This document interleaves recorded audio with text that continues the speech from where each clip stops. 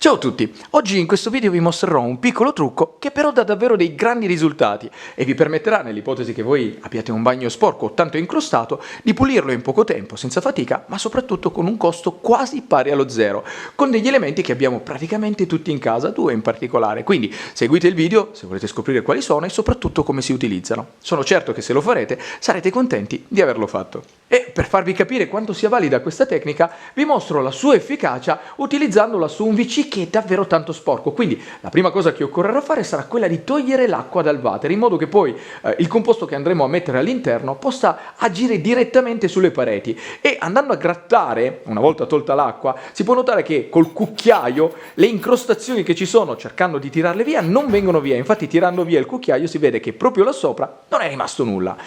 Una volta svuotato, il WC dovrà essere nuovamente riempito, ma questa volta con la soluzione che farà scrostare tutte le pareti. Quindi basterà prendere una pentola e riempirla con circa 1 litro di acqua. Quella del rubinetto sarà perfetta. Semplicemente mettere la pentola sopra un fornello. Dopodiché prendere l'ingrediente che vi aiuterà a scrostare il bagno, ovvero del semplicissimo aceto di vino bianco, e riempire un bicchiere più o meno da 300 milligrammi. Considerate che più aceto metterete e prima si scrosterà il bagno. Questa sarà la quantità all'interno di 1 litro.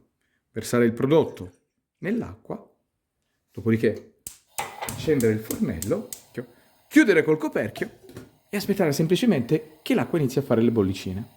Trascorso meno di 1 minuto riprendendo il tutto, questo è il risultato che si è ottenuto. L'acqua ha già iniziato a fare le prime bollicine, quindi non resterà altro che spegnere il fuoco. A questo punto il prodotto potrà essere utilizzato già così com'è, versandolo direttamente nella tazza del WC. E già lui così funzionerà benissimo. Però se vorrete aumentare comunque il suo effetto, c'è anche un altro trucco, ovvero quello di usare questo, che non è nient'altro che bicarbonato, o in alternativa, se non ce l'avete, potete usare anche del percarbonato puro, e ne basterà un cucchiaio, in questa maniera, un bel cucchiaio grande, e guardate un po',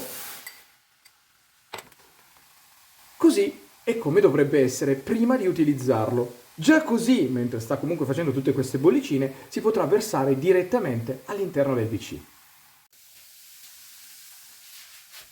E una volta versato, lasciarlo lavorare, quindi che agisca per almeno mezz'ora. Ma considerate che più tempo ci starà e più le incrostazioni e lo sporco si staccheranno da sole senza fare assolutamente nulla. Trascorso il tempo, prendere lo spazzolone e iniziare a pulire come una normalissima pulizia. E a differenza di prima, che il cucchiaio non riusciva proprio a togliere niente, adesso dovreste riuscire tranquillamente a tirar via tutto lo sporco in maniera semplice e veloce, ma soprattutto senza fatica. Potrebbe capitare però che lo sporco sia davvero troppo sporco e che lo spazzolone non sia sufficiente. A quel punto io consiglio di rimuovere lo sporco mettendosi un bel paio di guanti e utilizzando una spugnetta, e vi assicuro che grattando senza fare troppa fatica verrà comunque via tutto.